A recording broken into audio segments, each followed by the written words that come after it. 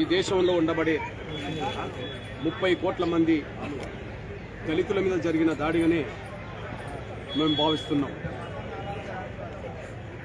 విశ్వాసాల ముసుగులో, ధర్మాల ముసుగులో చట్టాలను లెక్క చేయకుండా, రాజ్యాంగానికి విలువనీయకుండా ఎవరైతే దళితుల మీద దాడులకు పాల్పడుతున్నారో, దళితులను అవమానిస్తున్నారో, దళితులపై హత్యలు అత్యాచారాలకు పాల్పడుతున్నారో ఖచ్చితంగా వారిని ఈ దేశంలో ఉండబడి 30 కోట్ల దళిత సమాజం ఖచ్చితంగా చూస్తూ ఊరుకోదని, ఖచ్చితంగా ధర్మం ముసుగులో, విశ్వాసాల ముసుగులో దాడులు చేసే వాళ్ళకి ఈ దేశంలో గుణపాఠం నేర్పి తీరుతామనే విషయం కూడా స్పష్టం చేస్తున్నాం.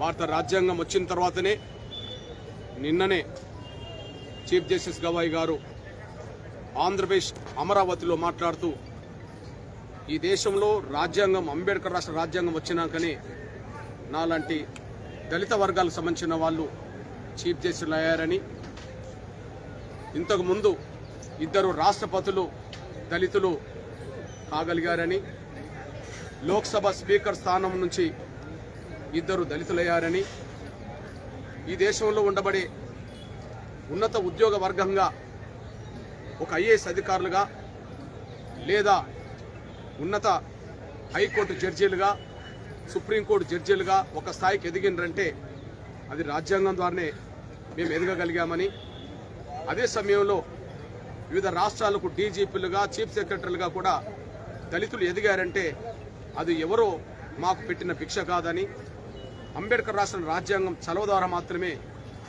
ఇవన్నీ అవకాశాలు మాకు దక్కినాయని డాక్టర్ బాబాసాహెబ్ అంబేద్కర్ స్ఫూర్తికి అనుగుణంగా నిన్న సీజే గారు అమరావతిలో మాట్లాడారు.